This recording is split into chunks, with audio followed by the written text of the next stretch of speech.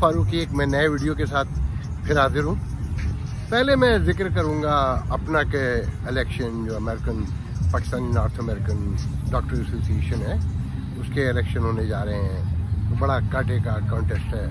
तो कल उस सिलसिले में डिबेट हुई। पहले मैं बता दूँ कि बड़ी खूबसूरत नाम से अमेरिकन पॉलिटिकल सिस्टम की तरह के जो प्रेसिडेंसी के कैंडिडेट होते हैं उनके दरमियान जो है ना बाकायदा मुबाहिसा होता है ताकि लोग जज कर सकें कि कौन कितना कॉन्फिडेंस है और कौन कितना कॉन्फिडेंट है और कौन कितना लाउजी है और कौन किसका कितना विजन है और कितना शऊर रखता है, अपना को कितना समझता है, उसके इश्यूज को कितना समझता है। तो कल बड़ी दिलचस्प डिबेट थी। तो आपने देखा होगा कि किसी के चेहरे पे, आंखों में, बातों में गुस्सा था, नफरत थी, मायूसी थी, बरहमी थी। तो कोई बहुत कॉन्फिडेंट था और इस डिबेट को और इस प्रेसिडेंसी के इलेक्शन को सोशो पॉलिटिकल एस्पेक्ट में लाइफ का हिस्सा समझते हुए वेल कॉन्फिडेंटली बात कर रहा था। तो कोई खौफजदा था कि अगर लोगों को पता चल गया कि फिर झूठ बोलने के इल्ज़ाम में $1000 का जुर्माना हुआ है, पहले भी $2500 का होता रहा है बायलॉज नॉर्म्स जो हैं उसको ब्रेक करने के इल्ज़ाम में। तो बहुत दिलचस्प मुकाबला था। मैं उस पर किसी का नाम नहीं लूँगा, तबसरा नहीं करूँगा कौन अच्छा था कौन बुरा था, आप लोगों ने खुद देखा होगा। तो मैं सिर्फ इतना जिक्र करूँगा कि तीनों कैंडिडेट में लोगों की जो अपनी राय होगी। एक तो महमूद गजनवी हैं जो चौथी बार के बाद में 3 बार के बाद या चौथी बार के मुझे तो इतना याद भी नहीं है वापस आए हैं। उस पर एक डॉक्टर ने बड़ा दिलचस्प तबसरा किया, कहीं सोशल मीडिया पर कमेंट किया कि भाई गुलाम मुस्तफ़ा का जब चीफ मिनिस्टर पंजाब थे तो कहा करते थे कि अगर बीए में कोई 3 बार फेल हो जाए तो चौथी बार उसे पास तस्वुर किया जाना चाहिए। मगर कुछ लोग जिद कर रहे हैं कि नहीं, महमूद गजनवी को 17 हमले करने के बाद, हारने के बाद 18वें हमले में हम खुद ब खुद जो है ना उन्हें ये पोस्ट जो है ना डोनेट कर देंगे।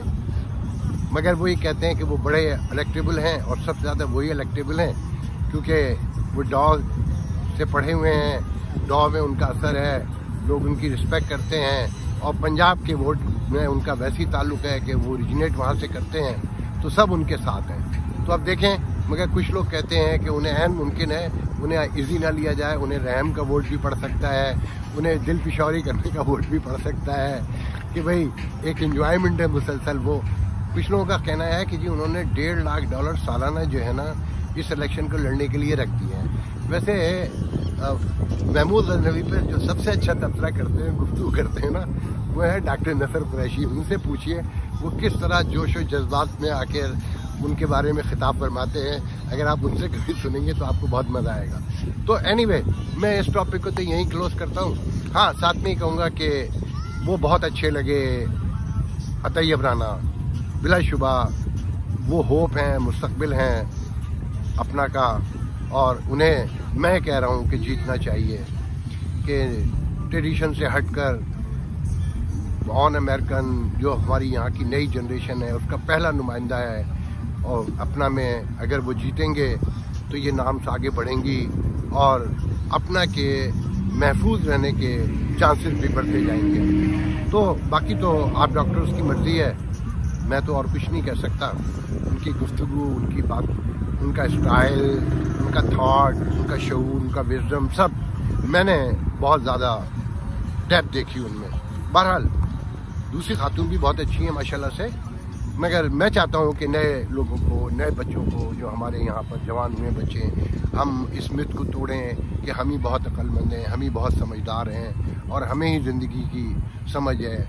मैं तो ये कहता हूँ कि हमने पैसे तो ज़रूर कमाए होंगे, हमने बहुत मेहनत की, हम बहुत मेहनती भी होंगे, मगर अमेरिका को 50-50 साल रहने के बावजूद हम में से समझता कोई नहीं है। खैर एनीवे, मेरा दूसरा टॉपिक जो है मैं अब उसकी तरफ आऊँ।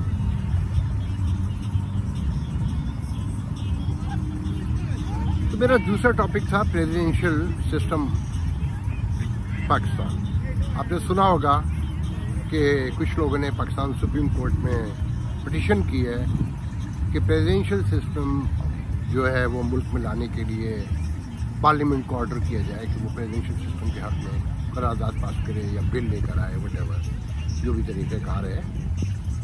अगर आप, मुझे ये लफ्ज़ मैं करते बहुत बुरा लगता है, मगर बाज़ औक़ात मजबूरी होती है। अगर आप लोगों को याद हो, जो लोग मुझे फॉलो करते हैं, कि 2 साल से ये कहता रहा हूँ वीडियोस पे भी, तहरीरों में भी, कि खान साहब पार्लिमानी सिस्टम पे बिलीव नहीं करते और हमारी फ़ौज तो करती ही नहीं है। 35 साल उन्होंने प्रेसिडेंशियल सिस्टम के तहत ही इस मुल्क पर हुक्मरानी की। खान साहब, मैंने आपको एक दफ़ा जिक्र किया था कि खान साहब के एक बहुत करीब तरीन लोगों ने एक दफ़ा कहा था कि खान साहब जब भी इक़्तिदार में आएंगे तो ओवरसीज़ पाकिस्तानियों के जो टेक्नोक्रेट्स हैं उनको वो लेकर आएंगे। तो मैंने उससे सवाल किया कि असेंबली में जो लोग हैं वो क्या करेंगे, तो उन्होंने कहा ये हमें नहीं पता, मगर हमें पता है कि खान साहब ये नहीं चाहते कि पार्लियामेंट से वज़ीर वगैरह लें और उन्हें वही कहते हैं कि ये लोग इस काबिल नहीं हैं कि ये मुल्क चला सके। तो ये खान साहब और फ़ौज मिल चुके हैं।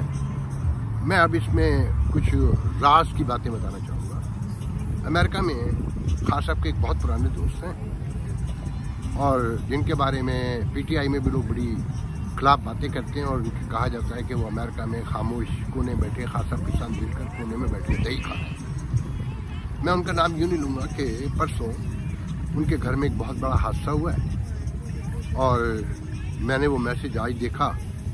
सबसे पहले तो मैं उनसे दिली ताज़ियत करता हूँ, बहुत बड़े सदमे से वो दो चार हैं इस वक्त। अल्लाह ताला उन्हें सब्र जमील अता करे, उनकी फैमिली को, उन्हें और मरने वाले को मग़फ़िरत फरमाए उसकी और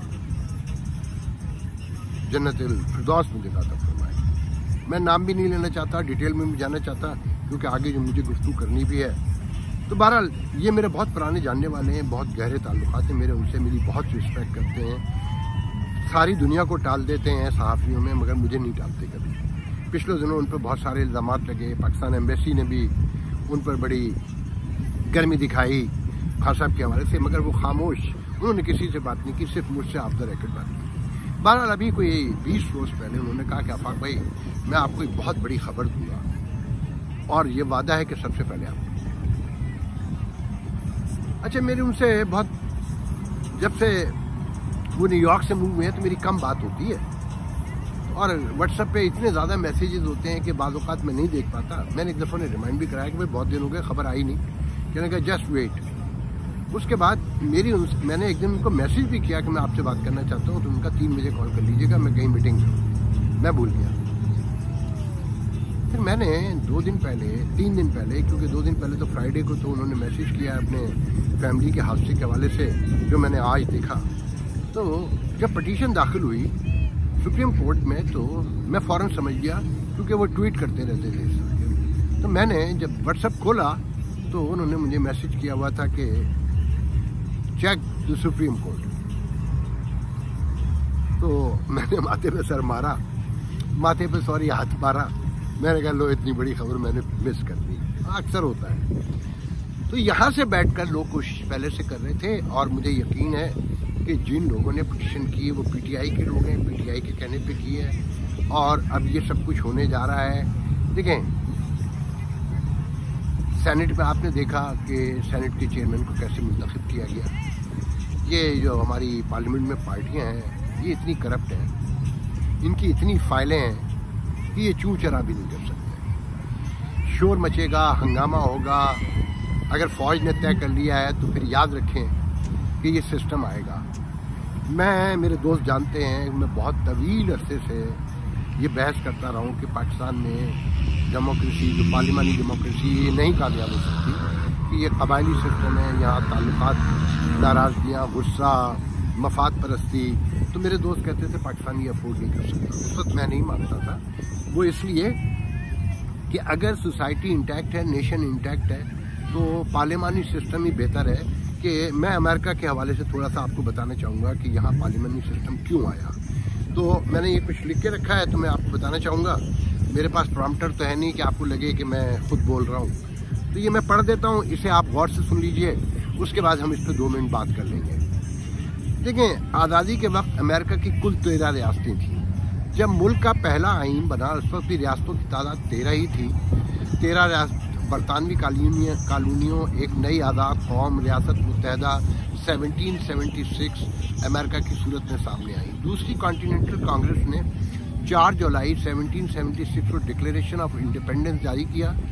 डिक्लेरेशन ऑफ इंडिपेंडेंस से लेकर आर्टिकल ऑफ कॉन्फेडरेशन के दौर को कॉन्टिनेंटल कांग्रेस कहा जाता है। जनरल जॉर्ज वाशिंगटन जो बाद में प्रेसिडेंट बने अमेरिका के सरबराही में अमेरिकी आर्मी और नेवी ने बरतानवी फौज को शिकस्त देकर 13 कॉलोनियों को आज़ाद कराया था। अमेरिका के सबसे पहले तहरीर शुदा आइन को आर्टिकल ऑफ कॉन्फेडरेशन कहा जाता है। 13 रियासतों की मंजूरी के बाद आर्टिकल्स ऑफ कॉन्फेडरेशन, जिसे कांग्रेस ऑफ कॉन्फेडरेशन भी कहा जाता है, 1 मार्च 1781 को वजूद में आया। ये आइन 81 से 89 तक नाफिजुल अमल रहा, जबकि 4 मार्च 1789 को मौजूदा आइन ने आर्टिकल ऑफ कॉन्फेडरेशन की जगह ली। अमेरिका में सदारती निज़ाम लाने की ज़रूरियात क्या थी? बुनियादी तौर पर कौम के बानियों को एग्जीक्यूटिव अथॉरिटी सिस्टम पर भरोसा नहीं था, क्योंकि 9 आबादियाती गवर्नरों के साथ उनके तजर्बे ने उन्हें ये सिखाया था एग्जीक्यूटिव पावर्स आज़ादी के लिए नुकसानदेह होती हैं। चूँकि वो बरतानिया और आयरलैंड के बादशाह जॉर्ज स्वयं के इक़दाम को धोखादही समझते थे, और वो ये भी समझते थे कि एक मजबूत एग्जीक्यूटिव सिस्टम 1776 के डिक्लेरेशन इंडिपेंडेंस पे अपनाए गए जमहूरी निज़ाम को किससे मुताबिकत नहीं रखता। इसलिए वो समझते थे, क्योंकि उनके ख्याल में ये कदरे महदूद निज़ाम था, ये वजह थी कि उनके इनकलाबी रियासती आइनों में सिर्फ बराए नाम ही एग्जीक्यूटिव शाखों को शामिल किया गया था। और आर्टिकल ऑफ कॉन्फेडरेशन 1781 से 89 तक, जिसे पहला आइन माना जाता है, इसमें कोई एग्जीक्यूटिव ब्रांच नहीं थी। सदारती निज़ाम के हामी आमतौर पर इस निज़ाम के 4 फ़वाइद बयान करते हैं। पहला, बराह रास्त डायरेक्ट इलेक्शन, इख्तियारात की अलहदगी सेपरेशन ऑफ पावर।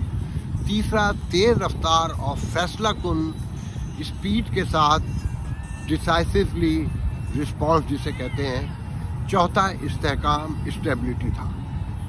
अब इसके नुकसानात जो बयान करने वाले हैं वो देखें, इसके नाक़िद क्या कहते हैं। सदारती निज़ाम पर तनकीद करने वाले आमतौर पर इस निज़ाम के 3 नुकसानात बयान करते हैं। पहला, आमरीत का रुझान बढ़ता है। सियासी ग्रिडलॉक सदारती निज़ाम के इख्तियारात की अलहदगी और सदारत और लेजिस्लेचर्स को मुतवाज़ी खड़ा कर देती है कि सदर अगर लेट से रिपब्लिकन है और डेमोक्रेट दोनों हॉल में आ जाएं तो एक बड़ा क्यास पैदा हो सकता है, ख़ासकर डोनाल्ड ट्रंप जैसे लोग आ जाएं तो आपने देखा सूरत हाल क्या है। इसको मैं और एक्सप्लेन करूँगा। इस पर तनकीद निगार ये भी कहते हैं कि जब भी सदर और लेजिस्लेटिव मेजॉरिटी मुख्तलिफ सियासी जमातों से होते हैं तो एक नापसंदीदा और एक तवील सियासी ग्रिडलॉक पैदा करने का मौजब बन सकते हैं। सियासत में ग्रिडलॉक का डेडलॉक या सियासी तातुल से मुराद ऐसी सूरत हाल होती है जब लोगों की ज़रूरियात को पूरा करने वाले कवानीन को पास करने में दुश्वारी पेश आती है। आपने देखा कि 2 बार हुकूमती निज़ाम यहाँ मुअत्तल हो चुका है मौजूद हमारे सदर के दौर में, और लोगों को तनख्वाहें तक नहीं मिली हैं बजट के मौके पे, या आपने सूरत हाल देखी होगी। हाँ, फिर आगे कहता है कि इस वक्त हो सकता है जब वो कानून साज ऐवान या एग्जीक्यूटिव और लेजिस्लेटिव ब्रांच को 2 मुख्तलिफ सियासी पार्टियां कंट्रोल कर रही हों और किसी एक नुक्ते पर इत्तफाक ना हो रहा हो। अमरीकी सियासत में ग्रिड लॉक से मुराद ये होती है कि जब हाउस ऑफ रिप्रेजेंटेटिव और सेनेट 2 मुख्तलिफ सियासी पार्टियों के कंट्रोल में हो, या सदर की पार्टी से मुख्तलिफ पार्टी के कंट्रोल में हो।